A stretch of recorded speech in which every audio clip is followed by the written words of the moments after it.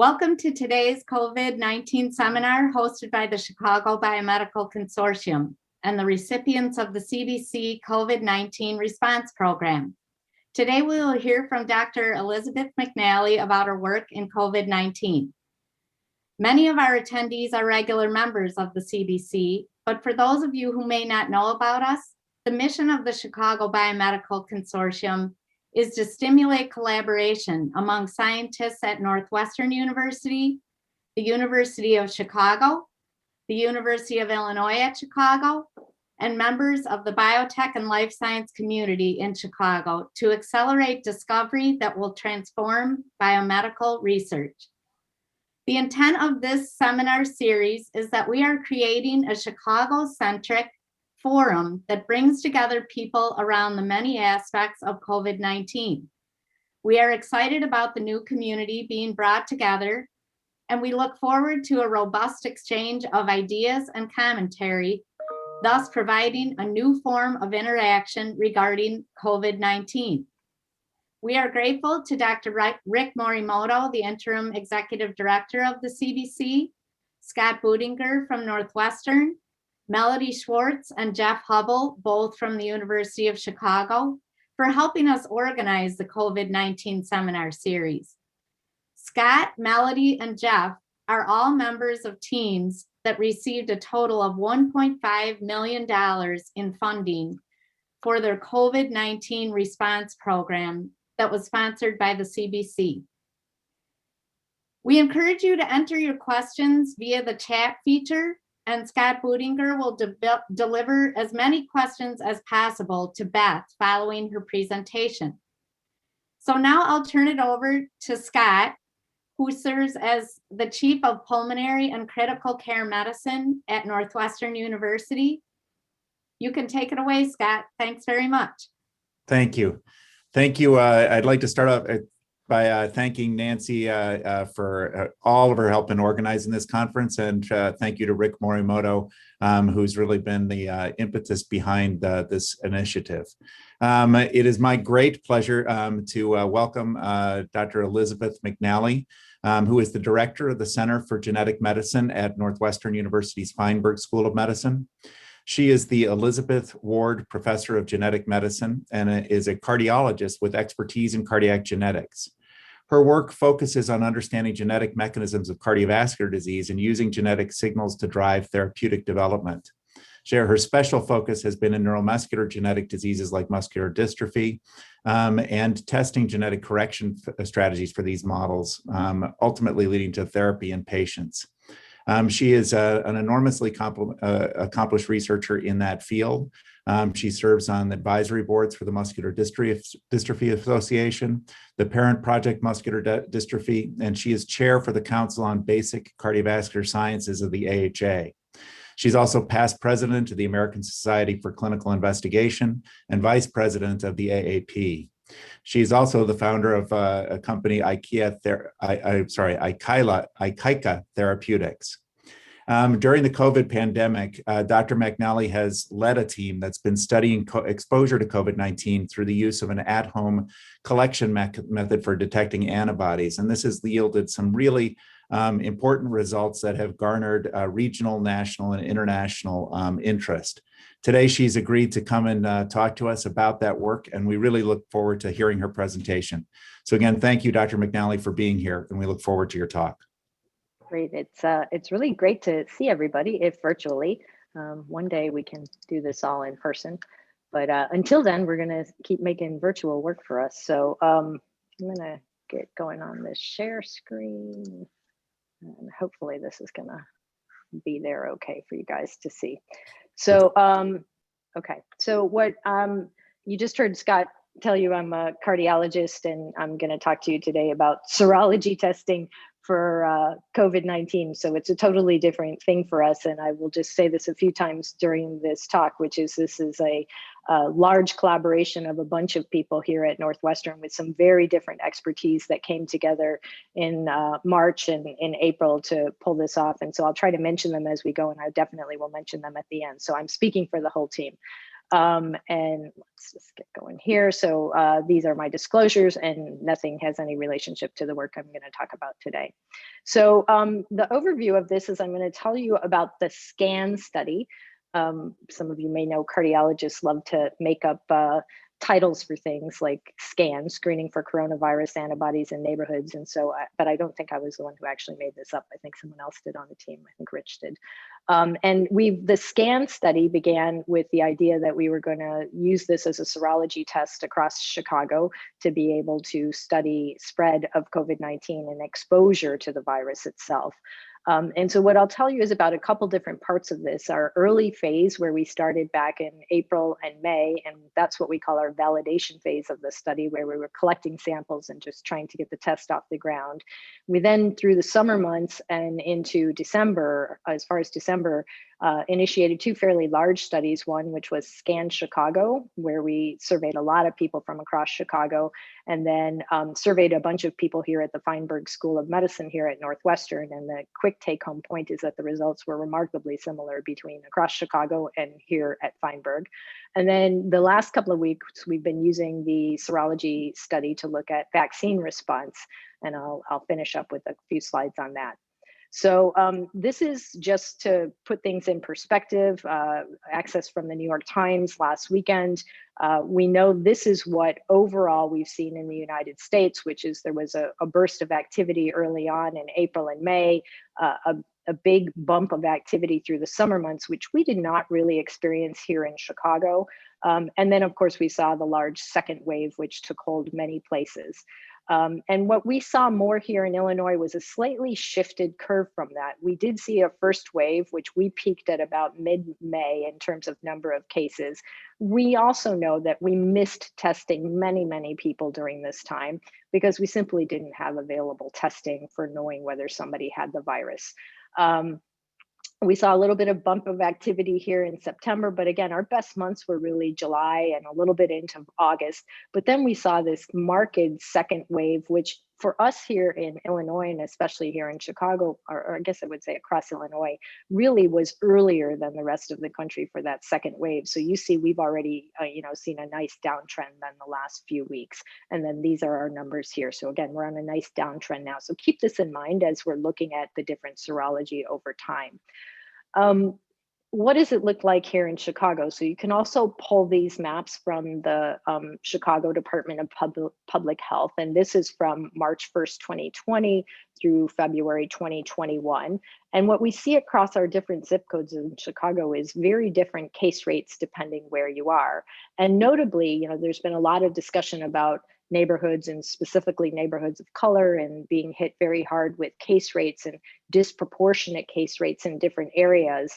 But it is important to remember that a lot of the heaviest hit areas in the city really were to the west parts of the city, and in areas, these zip codes in particular, were again very heavily hit most per capita cases. And so that's, again, just keep that in mind as well. And so this is what we're testing. So again, SARS-CoV-2, the virus that causes COVID-19, is a really simple little beast when you think about it, which is it's just some RNA surrounded by just a relatively few number of proteins. And then, of course, it gets its name as being a coronavirus because it has these spikes that stick out of it, which are imaged here in this lovely movie made from UC San Diego. The critical part is that at the tip of the spike is what is known as the receptor binding domain, shown here in light blue. And it's the receptor binding domain of the spike protein, which mediates entry of the virus into cells through the ACE2 receptor. And so early on, when we started to think about antibodies, there were a couple of different options of which antibodies you wanted to look for. So there are a number of commercially available tests that let you look at nucleocapsid antibodies, quite a few that also look at the overall spike protein itself and how you make antibodies to that. But we decided early on that we were most interested in antibodies made specifically to the receptor binding domain, because that domain is actually critically important for mediating the entry. And it had been suggested that antibodies to this domain are most likely to be neutralizing. So I'm being cautious in saying that because not every anti-RBD antibody is a neutralizing antibody, but they are more enriched for neutralizing antibodies. And that's still one of the biggest questions is that. So, sorry, my screen is doing things here. So the time frame of when antibodies develop. So again, early on, we knew we were missing lots of viral cases. We knew there was going to be a need to be able to follow antibody response over time. And just as a little bit of a story, part of how we got interested in this was one of the things I oversee is our sequencing core here. And early on, we knew that there was not an ability to detect the viral RNA. We knew we were really short of having testing. And so one of the things we did was our sequencing core stepped in, and under the umbrella of the CLIA certification of Northwestern Medicine, they actually geared up and they were doing viral swab testing for virus. And even with that increased capacity that our NuSeq core was able to provide, we knew very quickly they ran out of swabs a day and they just couldn't keep up. And so we knew we were way behind on being able to test for this virus. And so the next best thing was really to get antibody tests up and going. And so we know that there's different antibodies come up at different times after exposure to a virus. For example, IgM comes up and then comes down relatively quickly. IgG comes up and tends to stay fairly high up over time. And so that's why when we thought about it, we knew it doesn't come up usually until about 21 days, 14 to 21 days after an infection, you see IgG, but then IgG does tend to persist. And in this case, there've been a number of studies saying, depending on the sensitivity of your assay, it will last for several months, 3 to 6 months. And I'll show you a little bit of data about how our assay performs in that regard. So then there are a number of different options for how you want to measure antibodies. The most common is to use an ELISA assay, an enzyme-linked immunosorbent assay, where you coat usually a 96-well dish with a viral antigen. And in this case, we decided we wanted to use the receptor binding domain. You then take a blood sample, and that's where the antibodies are, and then you use a colorimetric system to detect the antibody. And the beauty of systems like this is that these plate ELISAs are performed in the laboratory setting, so it can be done very precisely, and you can do it in duplicate and dilute out samples and really get very accurate measures.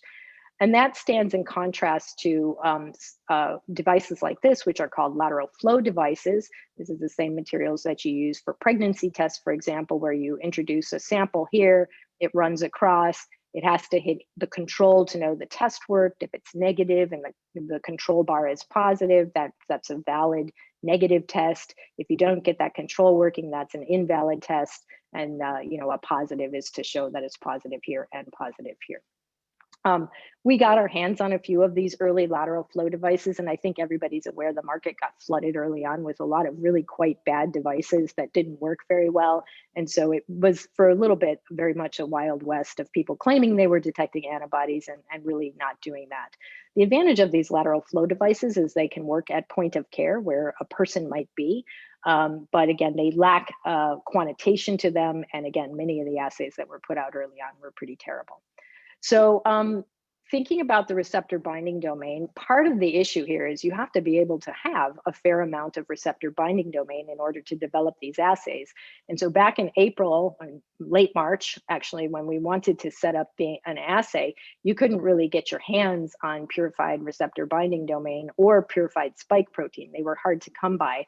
And early on, I believe it was like March 25th, Florian Kramer's group at Mount Sinai School of Medicine put their assay of and all the details of how you could make the protein, they put that up on medRxiv. And again, while medRxiv may have a lot of crazy stuff on it these days, this was critically important that they made this available to people. So not only did they put up all the tools of how to build an assay, but they very kindly made their plasmids available. And so we were able to secure plasmids from the Mount Sinai group and then arrange to have protein expressed so that we had a good amount of receptor binding domain, which was really the rate limiting step in building this. And so we got a lot of protein made and we were ready to go because the rest of the materials, largely you could come by. Some of them were in short supply, but we had been able to do it. So we had receptor binding domain. So again, keep in mind, this assay is really only looking at the very tip of the spike protein.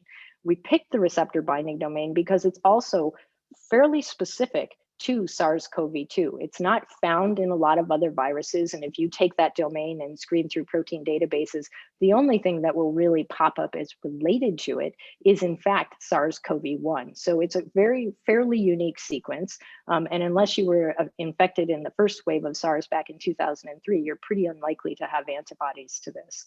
And so this is just showing you the purified protein. It looked really good. We had large quantities of it, and we were able to establish an ELISA assay. What's the really nice thing about using a receptor binding domain as the target in your ELISA is it turns out there was an antibody, a monoclonal antibody that had previously been out there that's directed at SARS-CoV-1. But the beauty of this is that it has known affinity. So it allows us to actually really index against this affinity and be able to put a number in terms of microgram per mil in terms of how much antibody we are really detecting. So we set up this assay. It was performing very nicely, but of course this was in about April, and the hard part was we needed to get our hands on blood samples, and I'll show you in a minute, dried blood spot samples from people who had COVID. And so we were fairly lucky. We didn't really want to be taking the sickest people from the hospital. And many of the antibody tests that were established early on did reach to patients who were in the hospital. And I say that because patients in the hospital make enormously high levels of these antibodies. Whereas if you just got COVID and you were in the outpatient setting and didn't get very sick from it, your levels of antibodies are much lower. And of course, many people who were just more casually exposed to it and didn't really get very sick from it, they have even lower levels of antibodies yet. And so many of the assays out there are really only looking at those very high level of antibodies. And we would suggest, and on the data I'll show you, missing much of the sort of lower, more casual exposure to the virus that exists out there. So we were lucky because there were a number of being in healthcare, we had a lot of colleagues in the field who we knew had exposure, one group of nurses that we had access to that they had gotten exposed as a group. And so they were very kind and gave us samples. And I want to point out, we had a medical student working with us who was fantastic and just went and collected a lot of samples and made this possible to do. But the key part here is that you can have an ELISA that works very well against serum, but we wanted this to work against dried blood spots, where you take a finger stick and you squeeze out a drop of blood, and then that can be dried on a card. And then that enables us to reach out to people and be able to do testing in their home and then just mail it back to us where we could do the very precise laboratory measurement. And so we did a whole bunch of testing, making sure everything worked. And what this graph is really just showing you is that whether we had entire, whole serum or whether we had a dried blood spot, the correlation was extremely good, that we could really detect very sensitive amounts of antibody using this assay. So this is what a dried blood spot collection looks like. These are the kits that we send out to people. It has these little lancets, which you can just send in the mail pretty easily, poke your finger, you get the Band-Aid, and all the other good things are US Postal Service tracking. At home, once the kit is received, you can put 4 or 5 drops of blood on the card and then just mail it back. And because these are considered safe, you can mail these completely through just a regular flat envelope at USPS, doesn't require any shipping conditions. And then we take them into the lab where we hole punch them, elute them off, and then do the measurements the next day. And so this was our validation phase. We were able to get our hands on 30 PCR confirmed positive people who had COVID. And if you remember back in April, it was pretty hard to come by people who actually were able to get COVID tests who weren't really sick in the hospital. The mean age of this group was 36 years old, but it was a broad age range. As we've discovered in all of our research, females are far more interested in participating than males. And so you see this is a really female skewed population. In the group that was COVID positive, they, again, were all COVID positive. And the number of days since their PCR test was about 28 days. Then we collected about 200 other people in this validation phase. This is what we called our friends and family study. So it was just people who we knew mostly were out and about, not people who were at home. So this would be through most of April and then into May a little bit. And again, same age range. None of these people had access to a PCR test. Few were suspicious they might have had symptoms, but most people felt pretty well. And what we saw was, again, this pretty big range. So the people who actually had known COVID that they were able to access a PCR positive test are shown here. And you see their range of positivity goes all the way up here. But we also had people who didn't have access to PCR testing. And you see many of them had that same range of IgG. And again, we're talking a pretty decent response here. And so we use this to actually tune the assay and come up with what we considered a positive test, which is basically threefold over what our negatives were. And that's shown here. Now, early on, we were debating whether positive was going to be in this range or positive was going to be in this range. And so we had a number of people who were hovering around that range, and we tested them about 14 days apart. And what we found was, most of these people went down over time. So this was how we determined what was a negative range. But these people above this range, most of them went up over a 14-day time point. And so this was, again, how we settled on what really counted as a positive range. And then over time, we did look at just a quick look at the people who were PCR positive. And you see most of them stayed with fairly healthy levels of antibodies about 14 days apart. So in this community survey, which was just random 200 people, mostly healthcare providers that we had access to, we found that 33 of them, 16% were seropositive, and 40 of them fell into this lower seropositive group. But it overall was telling us a pretty high level of seropositivity, almost 35% just in this survey. And again, these were people who may have had exposures because many of them were first responders working in the healthcare setting. What was interesting is we were able to collect about 30 of their household members. And what was so surprising was that 70% plus this 10%, so 80% of their household members were also seropositive. So that highlighted us early on that many of these people, many of them had very little in the way of symptoms, but it suggested to us that people may have had exposures, little in the way of symptoms, and very likely were bringing this home where it was spreading in the household. And so that's just something to keep in mind, which is that there's a fair amount of household spread that happens. And I think we know that at this point, but back in April and May and into June, we weren't quite as clear on that point. To just make this point a little bit more, that original group of healthcare workers, nurses that we were working with, we had 17 of them that were a little cluster that had been exposed. Not all of them turned out to get COVID. So these were people where we had some seropositive and low seropositive. So among these group, when we looked at their household members, we actually saw that many of them turned out to be seropositive. Whereas when we looked among their PCR negative household members, none of them turned out to be seropositive. So again, suggested this idea that if you brought it home, you were very likely to spread it in the household. So this was the state of the art of where we were at the end of May. And around that time in June, we had clearly built an assay. It was working well. We knew how to reach out a little bit locally to people, but not much more than that. And so Rich D'Aquila, who runs our NewCats, and which is our CTSA here at Northwestern, Rich said, look, you got to talk to Tom McDade. Well, Tom is the one who has been doing dried blood spots for forever. And so he was the one who really helped us get the dried blood spot. And I will say we were working in parallel in labs in Evanston and here in Chicago, making sure we were getting the same results. And so that was very reassuring. And then it was around this time we reached out to Brian Matstansky's team, and Brian has a lot of experience working with the community. And so helped really his team build this amazing website that allowed people to learn about this study, do electronic consenting to participate, and then that would trigger us lists of address that then we would use to mail out kits to the house.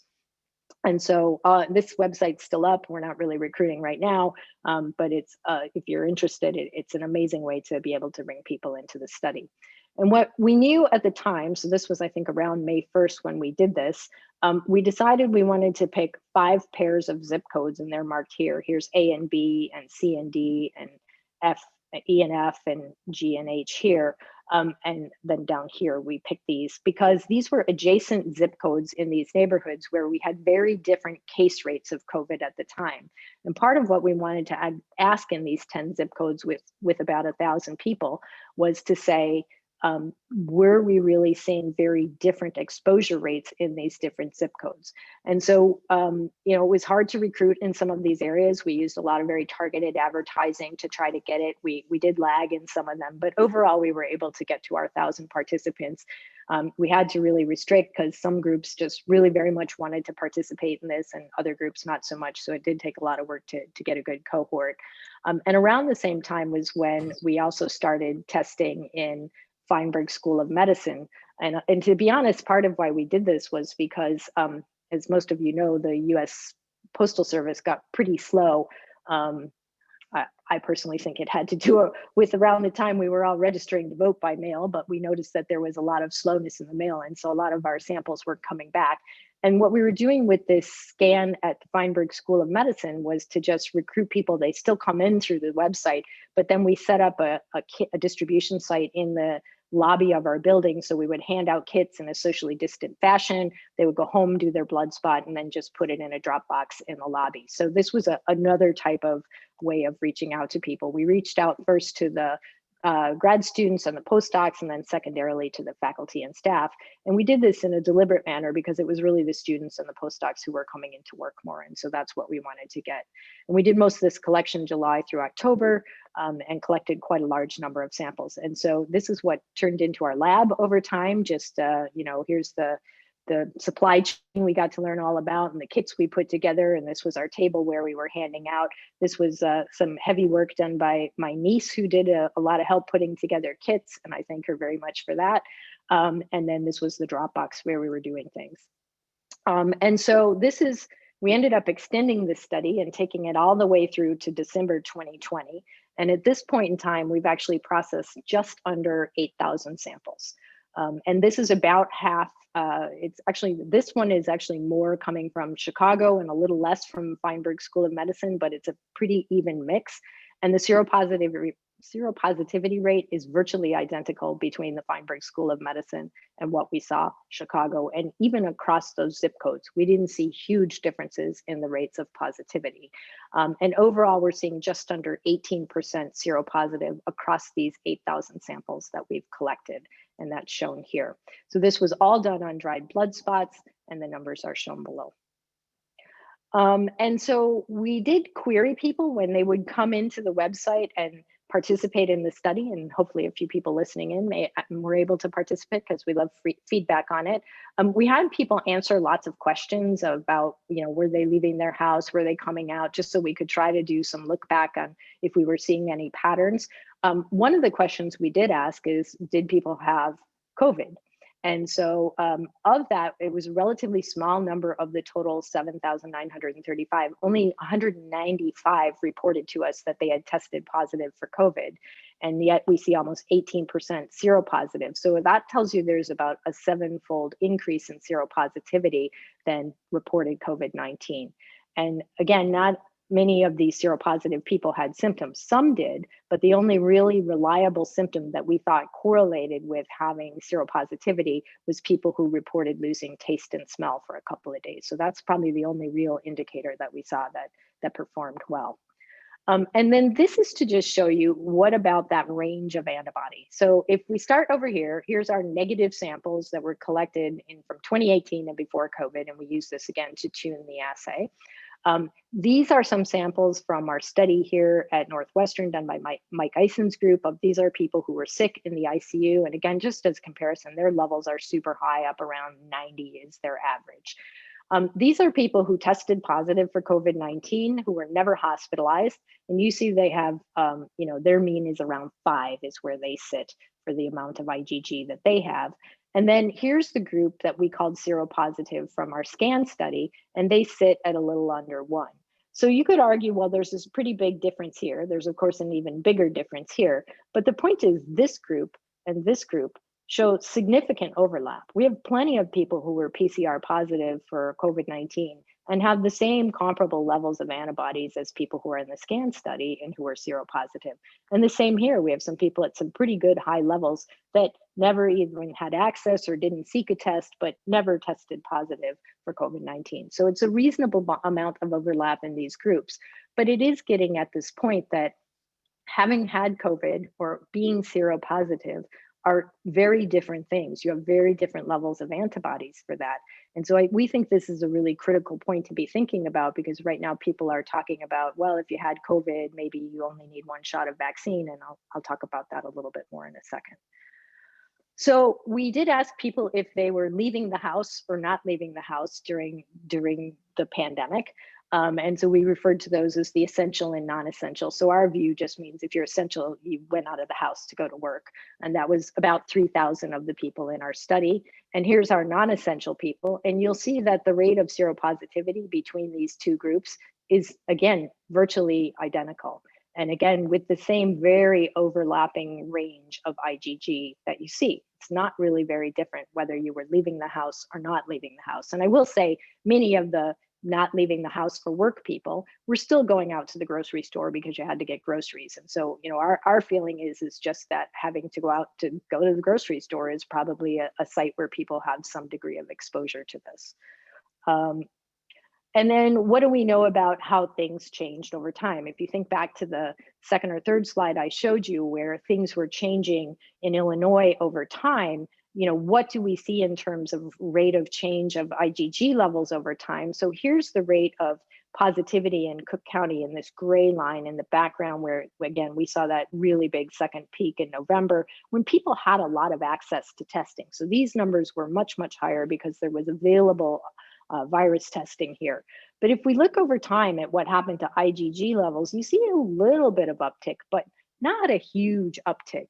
And what we see is a fairly steady state level of mean amount of IgG and percent seropositivity over the time, which makes us think that there has been this, you know, kind of low level exposure going on, disappearing a bit over time, and then new people getting infected. And that may be part of why we see this fairly consistent amount present here.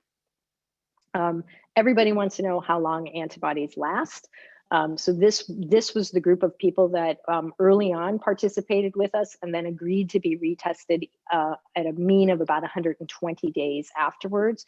And you see many people remain above our positivity threshold, and about half of them drop below that positivity threshold. So it's about 50% that remain seropositive on this assay over time. And that's shown here. And then how does this correlate with other tests that are out there? So we did a big survey of healthcare workers here at Northwestern. John Wilkins did this study, and they were using the Abbott assay, which looks at nucleocapsid antibodies. And the answer is we had these are people who were known to be exposed to COVID-19. And of people who were exposed to COVID-19, about 75% of them were positive on the nucleocapsid test, whereas all but one was positive on our test. So this is a more sensitive test that we're running with this RBD assay. And you might be, part of that sensitivity is because we set that very low threshold that we had good confidence in. And that's why we think we detect these lower levels. We then tested another group of about 92 people who were participating in the SCAN study, and these were people who were crossed over and were both studies, but we had reasonable suspicion that many of these people had actually been exposed. So again, working in the healthcare setting where they felt they had exposure. And again, we saw the same thing, which is that the SCAN test is much more sensitive and much more likely to pick up positivity in those folks. And of course, some of them were negative for both and probably really weren't exposed and didn't develop any antibodies at all. So we think this SCAN test is a much more sensitive test, getting at these lower levels of IgG that can happen after what is even a relatively casual exposure to the virus. Now, we did have some people who were in our range of positivity here for having antibodies, so again, between 0.5 and 1. And they contacted us at different points telling us that they actually got COVID even though they had antibodies. And this gets at that point that not all antibodies to the receptor binding domain are in fact protective, or that these levels, for example, this person's levels actually waned over time. And so maybe what happened is they just really didn't have enough, so that when they got exposed again, we see this nice boost that their IgG went up again, and then of course went down again a little bit afterwards. And so it is making us think that there are some people that may not persist as well with their antibodies, And alternatively, there's some people that get really nice responses to their antibodies. And some of this may have to do with whether you get the size of the exposure that you've had to the virus, because not everything is the same. A larger viral load is probably likely to give you a bigger antibody response. Vaccine response. So that's been the big question now. And as most of you know, the Pfizer and Moderna vaccines are expressing the entire spike protein as RNA. That is what is injected into the muscle. So we inject that RNA into the muscle. You get one shot. If you got Pfizer, you get your second shot 21 days later. If you get Moderna vaccine, you get your second shot about 28 days later. And there's been a lot of discussion, especially over the last week or two, about people who had COVID before, whether they should only get one vaccine shot and not two. And this was on the New York Times and many places featuring this. And some people have gone so far as to say is if you're seropositive, you shouldn't need to get anything more than one shot. And so this is looking at people who are either PCR positive, so they're in the darker purple that you can see here. You see their levels of IgG are all pretty high. This is the range because this is including the two vaccines together. So it's anywhere from this range that their second shot happens. So we were testing most people around the time of their getting their second shot. And then you see that there isn't really a huge difference between seropositive and seronegative. And this is just a little bit cleaner way of looking at the data because these are all people who got Pfizer vaccine. This is the time of their first dose. This is the time of their second dose. And again, you see that people who are previously COVID positive really do keep pretty good levels, and it probably doesn't change a whole lot. I'll show you another slide in one sec that makes this more clear, but not a lot of difference between these seropositive and seronegative. And that's more clearly shown here. So again, let's start over here. These are people, what their IgG levels were after their first, after dose one, and then after dose two. And what you see is it's just high after both of them. And you're not getting a huge induction more IgG being made after that second shot if you were COVID positive. Now, if you were seronegative, you get exactly what we predict, which is you have a modest response, a pretty good response. Again, look at the range that I'm working with here. So this, the amount of IgG being produced is much higher. These numbers are 25, 50, 75, and 100. So the same scales I was showing you before, a lot of our seropositivity was down around the number 1.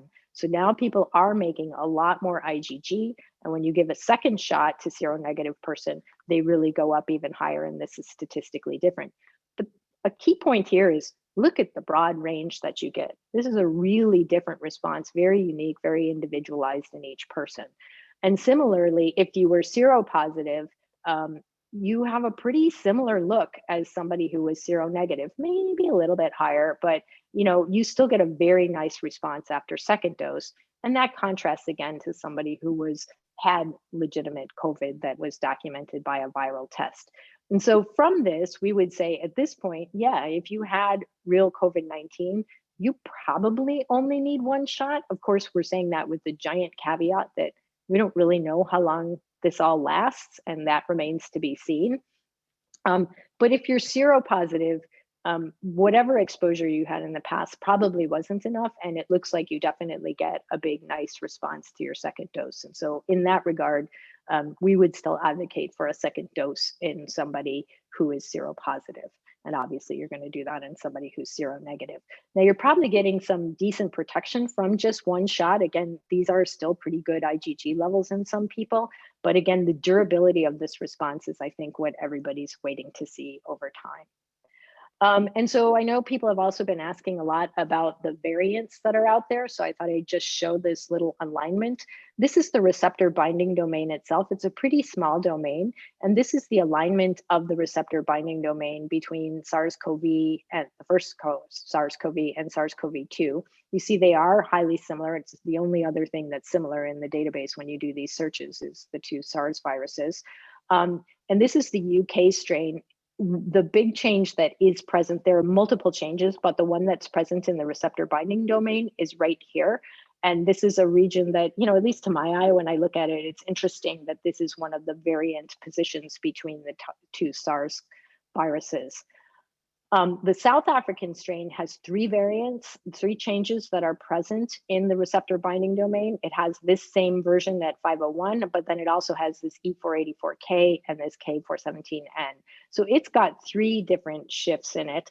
And they also, these other 2 are also in positions that are variant between the 2 viruses. So what that means, I don't know. It's not in the most highly conserved domains. I think that's what we can conclude. And there is this 3D structure which looks at the receptor binding domain here and the interaction with ACE2. And for example, here's where 2 of these, here's where the 3 variants map. And this is one that's gotten a lot of attention in that South African. It's a little bit hard to predict where it is, but they probably hit a little bit more in this part here. And how critical this really is for this interaction, I think remains to be seen. And if you were guessing, you would guess that it's antibodies more in this face, hitting this face of the molecule, that may be more likely to be neutralizing antibodies because that's what's interacting with ACE2. And so that's just a little hypothesis, and we don't really know for sure what that's turning into. So our findings so far, we found a very similar seroprevalence between the Feinberg School of Medicine participants and those that we gathered across Chicago.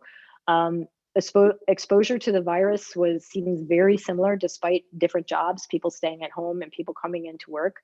We saw a lot of similarity across the zip codes, a little bit of fluctuation, but not as much as you might think based on what those case rates were. We saw that there was a little bit of increased chance of having COVID positivity by antibodies, seropositivity by antibodies, the more members were living with you in your house. And then the one correlation of symptoms was if you had a change of taste or smell, you were more likely to be seropositive. And so again, my couple of other thoughts is not all COVID exposure is the same. There are very different responses. We see a broad correlation with some degree of symptoms, but not entirely. And then just a little bit about working with the community. This really takes a village. Again, this was a huge team of people doing all this work with all different expertise. We were more the assay builders and of course, putting the kits together and doing the tests, but you need a great group of people that can reach out to the community and make those connections and get people to want to participate. We have a lot to learn about recruiting diverse cohorts and working with especially communities of color. I think requires special expertise and care, and the more we can do in this regard, the better that is for everybody's health. We did a bunch of things with some paid advertising early on. For anybody who's interested in this type of work, I would tell you it really only works a tiny bit. What worked a lot better was when we got news coverage about our stories. That would really result in getting a lot of people very interested in coming into the study. What worked fabulously well for this study, just from a practical nature, is doing electronic consenting and delivering people results back by web. So everybody got their results back. We made that a priority to what we were doing, not their numeric result, but just whether they were positive or negative. We felt that was an important part of doing this study, which is to try to get people results with all the caveats that we didn't know what it meant, and it didn't mean protection, and that you had to follow all the same rules that, you know, in the city and state and all the guidance there. So we were very careful about that part. I just like this because this was one of our paid advertising. Here we are, we were up in the Sun Times on this day, want to learn if you have COVID. And this was the same day that Trump tested positive. So it was just kind of very amusing that that was the day that our survey ran as an ad in the Sun Times. I'm not sure it really helped us very much, but it was kind of a funny picture. So what's next for us? We're really interested in durability of IgG and durability of IgG after vaccine. We're interested in following people's health status. Did the seropositives, did they do better over time than the seronegatives? We're just finishing a round of resampling people 6 months after the first test. Tom McDade, my collaborator who really helped get all the blood spots going, because that's his expertise, is now just about got the neutralizing antibodies performing really well in a blood spot assay. And so we're retesting a lot of the positives with the neutralizing antibody test. And then what we're doing from the genetic standpoint is we're sampling our biobank, so people on whom we have DNA samples, and see whether we can identify any genetic determinants of seropositivity. And so that's where I'm going to stop. These are the wonderful group of people that made this all happen. Alexis has been really just driving almost all of this. Dan has been doing all the data management. Brian Mustansky is just got a great group of people, and Rich really put everybody together. And then Tom McDade is here, and Nanette Benbow has been doing a lot of reach out with IDPH. And I can't even say enough, Rana Saber has been keeping us all in line, and everybody else who's been helping with this. So it truly has been one of the good things about pandemic, which is getting to meet some of my colleagues who I'd never met before and come together to be able to do this project. And so I'm gonna stop there and take questions. Thank you very much, Beth. Really great talk. I really appreciate it. There are several questions, so I'll start off with the first one. There was a question about the test sensitivity to antibodies to other coronaviruses like common cold viruses, and how many of those, how that might be factoring in here. Yeah, so this test, I said it very quickly, was created by Florian Kramer's group. And so their paper ultimately was published in Nature Medicine, and all of the cross-reactivity is shown there. It doesn't show cross-reactivity. So the sensitivity is very high and the specificity is extremely high for this. So basically has no cross-reactivity, which would be expected because we use such a tiny little antigen, and that antigen is a pretty unique sequence. And so if we were using more of the spike protein, I think we would see much more crossover, but because we restricted it down just to that little domain, we didn't see cross-reactivity.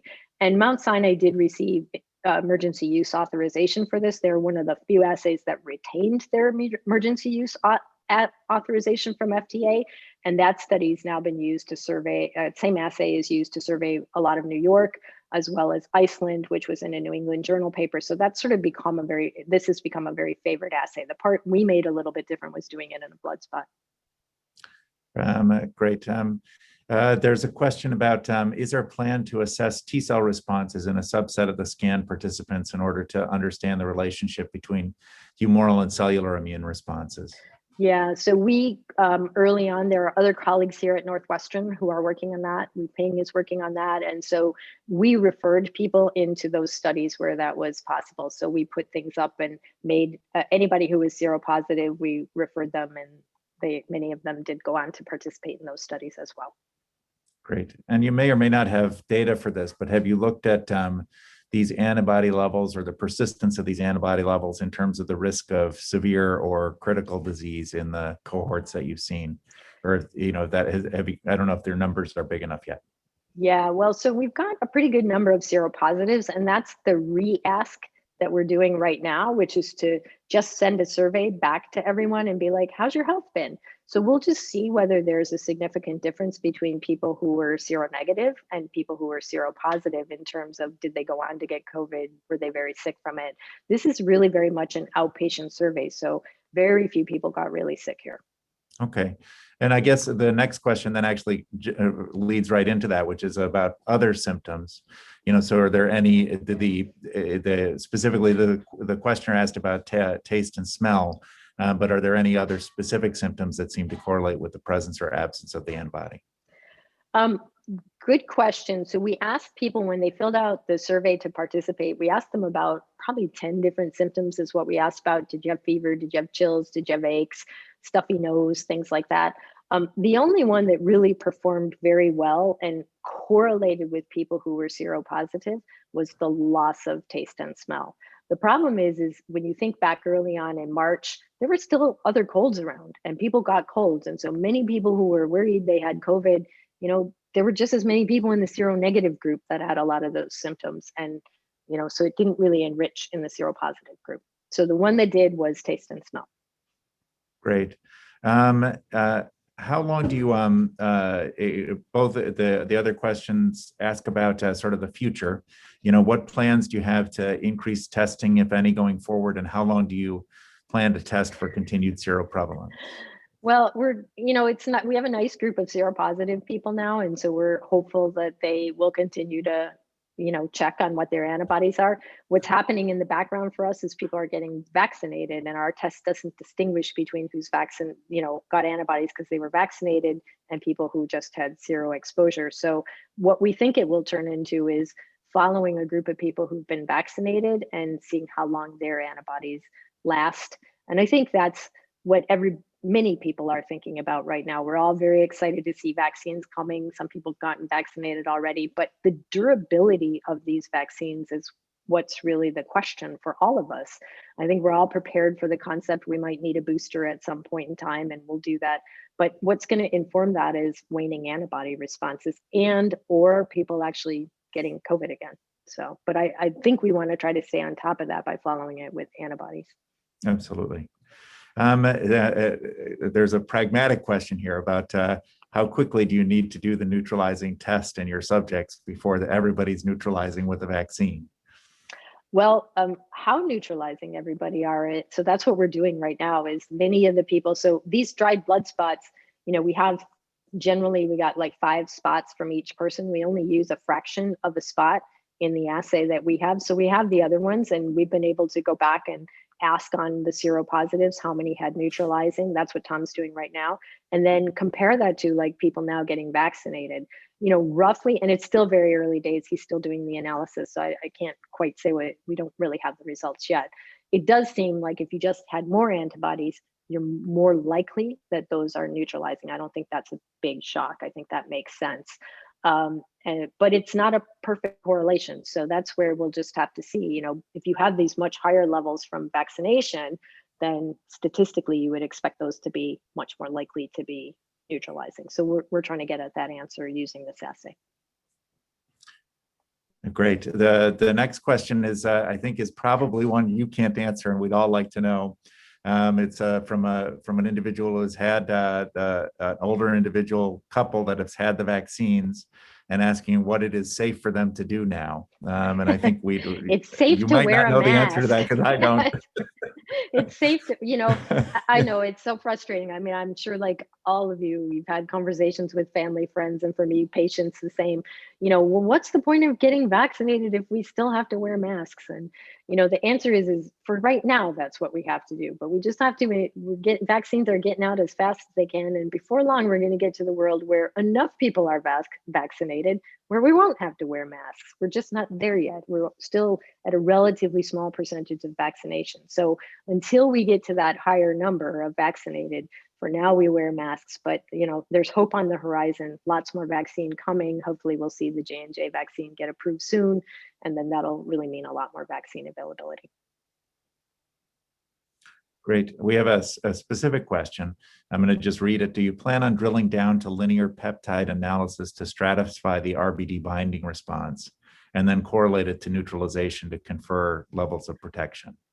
Yeah, I don't know how well the linear peptides replicate. I'll have to look to see whether we could do that. It's a great suggestion. We're not specifically planning on doing that, but Tom might be interested in that, because I think once we have the information about how we can best predict which of these IgGs are neutralizing antibodies, then we'll be in the position to try to do that. But I suspect that might be something Tom's interested in. Great. And just one more question. Are you testing for antinucleocapsid antibodies from the dried blood spots? And then can you actually look at the sort of the ratios of those or the relative proportions of those to correlate that with severity? So we would have to do that with caution, because the nucleocapsid seems like it's only about picking up maybe 60 to 70% of the known cases. So that's a problem with that assay. We now are collaborating with John Wilkins, who did the big study here at Northwestern looking at seropositive people. So we have people who we are going to be able to do that to some degree, but we'll see over time. So that's how we're doing that, is to try to work with John's sample. And again, it's difficult to do a lot of this right now because we're just watching vaccination happen in the background, and it's, thankfully snuffing out the number of positive cases, which is exactly what we wanted to do. So there's not as many positive cases these days. So that's good news.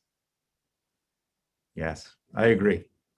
Good. I think that's all the questions, unless somebody else has something there.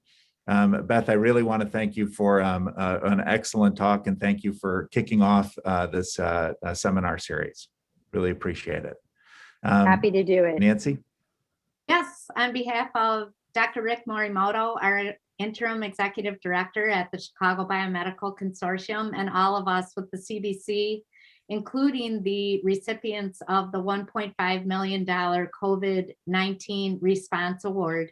We thank all of you for attending today. And Beth, you're a rock star. You did such a great job here today. I think it's evidenced by the number of people who tuned in and stayed with this seminar despite all the Zoom fatigue that we're experiencing. So thanks very much. Next month, remember, every fourth Thursday of the month, so it'll be March 25th next month, and we will be hosting Dr. Emily Landon from University of Chicago. And a special thanks to Scott Budinger, Melody Schwartz, and Jeff Hubble for helping us organize our seminar series. See you next month. Take care. Thank you. Thanks, everybody. you. Bye-bye now.